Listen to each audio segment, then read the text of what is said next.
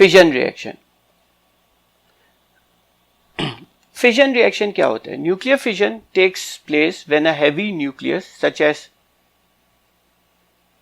Uranium 235 splits और फिजन्स into, fission का मतलब है टूटना, फिजन्स और फ्यूजन का मतलब है कंबाइंड होना। यूरेनियम 235 स्प्लिट्स होता है, टूटता है, fissions into smaller nuclei by absorbing a slow moving low energy neutron as represented by the equation. अब इसमें क्या होता है, एक न्यूट्रॉन है, ठीक है, ये देखिए ये वो न्यूट्रॉन है, इसको हम यूरेनियम न्यूक्लियस के ऊपर आके वो स्ट्राइक करते हैं, यूरेनियम न्यूक्लियस के ऊपर आके स्ट्राइक करता है, तो ये एक अनस्टेबल यूरेनियम न्यूक्लियस बनता है, ठीक है, अनस्टेबल यूरेनियम न्यूक्लियस बनता है और ये थोड़ी सेकेंड्स तक रहता है, फिर वो क्रिप्टॉन और बेरिलियम के अंदर कन्वर्ट हो जाता है।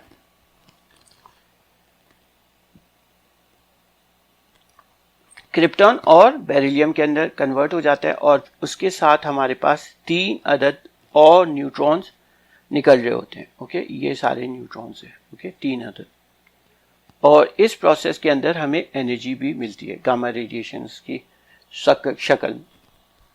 न्यूट्रॉन है आपके पास 10 यूरेनियम 235 पे आया, एक अनस्टेबल यूरेनियम बना 236 और 92, ये थोड़ी देर के लिए रहेगा, फिर ये एक्स और वाई कंपाउंड्स में एलिमेंट्स में ब्रेकअप हो जाता है और न्यूट्रॉन्स रिलीज हो रही होती है। तो ये इसका जनरल इक्वेशन है कि न्यूट्रॉन आया,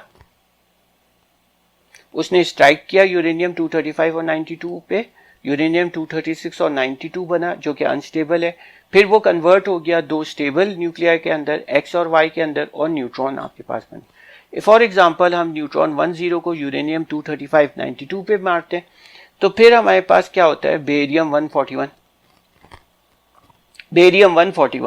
बनता है इससे, और क्रिप्टॉन 92 36, और न्यूट्रॉन आपके पास 3 न्यूट्रॉन रिलीज हो रहे होते हैं।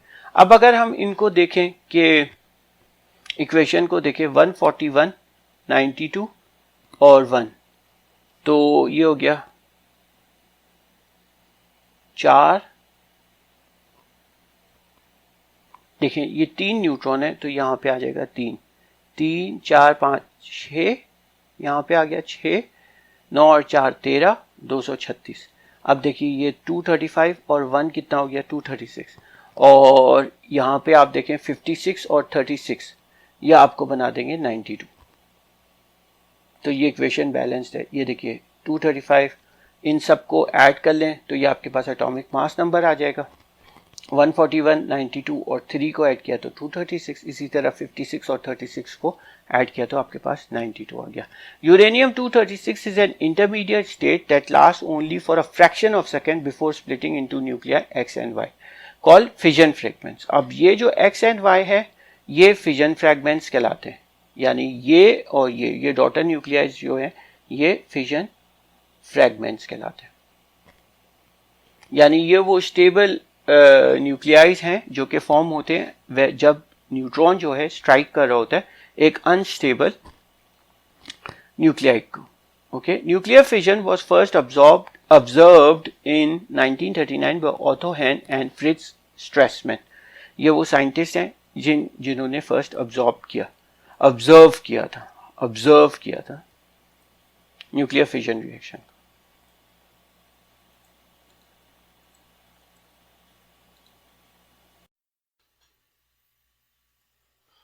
लास्ट टॉपिक में हम देख रहे थे कि फिजन रिएक्शन के बारे में हम देख रहे थे कि फिजन रिएक्शन किस तरीके से पेश होता है, कि एक किस तरीके से ओकर करता है कि एक न्यूट्रॉन जो है हैवी न्यूक्लियस पे आता है smaller nuclei by absorbing neutron, एक low energy neutron, slow moving low energy neutron को जब हम यूरेनियम न्यूक्लियस पे या किसी रेडियो एक्टिव एलिमेंट पे देते हैं हैवी न्यूक्लियस के ऊपर, तो फिर वो स्प्लिट अप हो जाता है इनटू 2 डिफरेंट न्यूक्लियाइज, और जिसे हम फिजन फ्रैगमेंट्स कहते हैं, और न्यूट्रॉन्स भी रिलीज हो रहे होते हैं इस प्रोसेस के अंदर।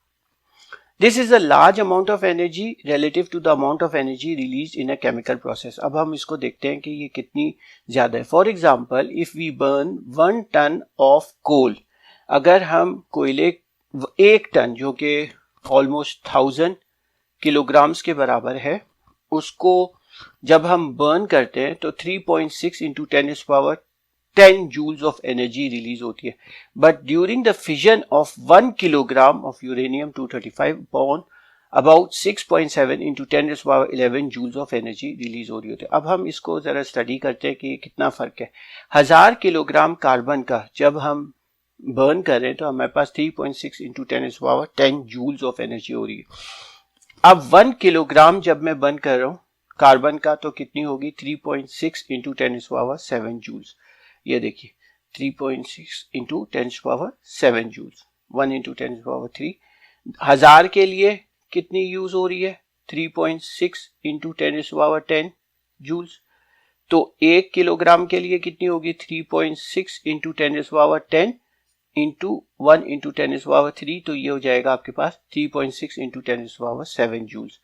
अब इसका रेशो हम निकाल रहे हैं कि 1 किलोग्राम, ये 1 किलोग्राम ऑफ यूरेनियम 235 है जो कि बर्न कर रहा है, तो 6.7 इंटू 10⁻11 जूल्स हो रही है. और 1 किलोग्राम ऑफ कार्बन में 3.6 इंटू 10⁻7. जब हमने इसको डिवाइड किया तो ये देखा कि ऑलमोस्ट 18,600 टाइम्स मोर एनर्जी मिल रही है आपको, मोर एनर्जी. जब हम 1 किलोग्राम कोल को जब बर्न करते हैं और 1 किलोग्राम यूरेनियम 235 को बर्न करते हैं तो काफ़ी ज़्यादा एनर्जी हमें मिल रही होती है. ओके, ये हमने देखा कि इसको बर्न करने में हमारा बहुत ज़्यादा एनर्जी रिलीज हो रही होती है. अब फिजन रिएक्शन को ये समझ लेते हैं वंस अगेन. यहाँ पर इस डायग्राम के थ्रू ये न्यूट्रॉन है, ओके 1 0, ये यूरेनियम 235 और 92 पे हुआ, तो फिर एक डॉटर न्यूक्लियर, एक ये बनेगा डॉटर जो कि अनस्टेबल होगा, यूरेनियम 236 और 92. तो ये स्प्लिट अप हो गया, ये स्प्लिट अप हो गया क्रिप्टॉन में और बेरियम में. ओके, क्रिप्टॉन और बेरियम में. जबकि जो हमने पढ़ा कि क्रिप्टॉन और बेरियम की जो वो था कि 92 और 36 और बेरियम 141 और 56। क्रिप्टॉन कितना था? क्रिप्टॉन 92 और 36, और बेरियम कितना है आपके पास? 141 और 56। 141 और 56, ठीक है। फिर आपके साथ पास जो है 3 न्यूट्रॉन्स भी मिल रहे हैं, और ये न्यूट्रॉन्स जो है वंस अगेन फर्दर जो यूरेनियम मौजूद होगा उसके साथ रिएक्ट कर जाएंगे, और इस तरीके से क्रिप्टॉन रिलीज होगा, बेरियम रिलीज होगा, फिर 3 न्यूट्रॉन होंगे। इस तरीके से एक चेन रिएक्शन जो है वो स्टार्ट हो जाता है। चेन रिएक्शन यानी एक न्यूट्रॉन आपने यूरेनियम 235 पे 92 पे जब आपने मारा तो क्रिप्टॉन और बेरियम निकले, उससे 3 निकले, और इस तरीके से एक फिजन रिएक्शन, एक चेन रिएक्शन स्टार्ट हो जाता है। The fission chain reaction is controlled in nuclear reactor. अब ये न्यूक्लियर रिएक्टर्स के अंदर हम इसको कंट्रोल करने की कोशिश करते हैं कि हम कुछ रॉड्स लगाते हैं स्पेशल एलिमेंट्स की, जो कि ये जो एक्स्ट्रा न्यूट्रॉन्स निकले हैं उनको अब्जॉर्ब करना शुरू कर देते हैं, ठीक है। इस तरीके से हम कंट्रोल कर रहे होते हैं।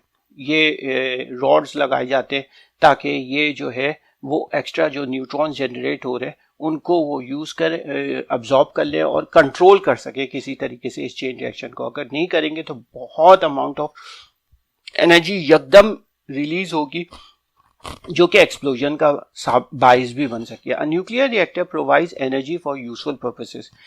In this self sustained reaction,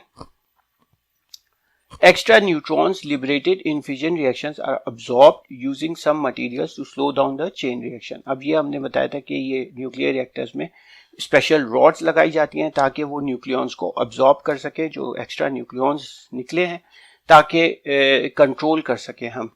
the neutrons which are emitted while uranium-235 undergoes fission reaction can in turn trigger other nuclei to undergo fission with the possibility of a chain reaction. Calculation shows, ये हमने बताया, calculation shows that if a chain reaction is not controlled, अगर इसे control नहीं किया, it will proceed too rapidly and produce and possibly result in a sudden release of energy. Sudden release of energy जो कि explosion का भी सबब बन सकती है। ओके, आई होप सो ये आपको समझ में आया कि फिजन रिएक्शन किस तरीके से होता है। सिंपली एक न्यूट्रॉन को हम किसी रेडियो एक्टिव या हैवी न्यूक्लियस पे मारते हैं, तो यूरेनियम 235 के ऊपर आपने इसको किया, तो जिसकी वजह से आपके पास रेडॉन और क्रिप्टन ये रिलीज हुए थे, ठीक है, और इसके साथ न्यूट्रॉन्स, 3 न्यूट्रॉन्स भी रिलीज हुए। और इस वक्त जो एनर्जी रिलीज हुई थी वो कितनी थी? Almost like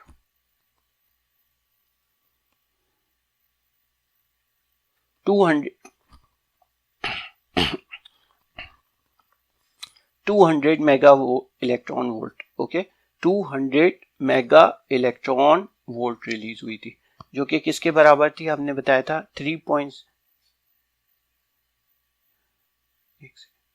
3.2 into 10 to the power minus 11 joules। 3.2 into 10 to the power minus 11 joules के बराबर एनर्जी रिलीज हुई थी एक फिजन के एक इवेंट के अंदर। ओके, और ये कंटिन्यूअस होता है।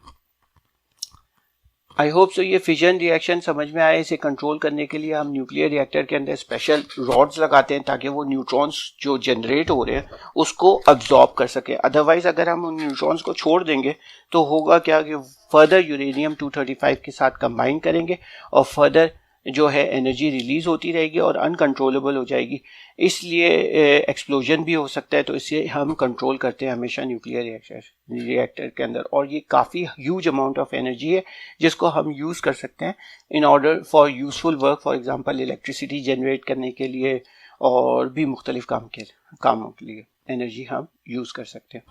ओके, अब यहाँ पे कुछ हाफ लाइफ्स दी हुई है of selected isotopes. For example hydrogen की हाफ लाइफ है, हाइड्रोजन का ये जो आइसोटोप है प्रोटियम, ओके, तो इसकी 12.3 इयर्स है।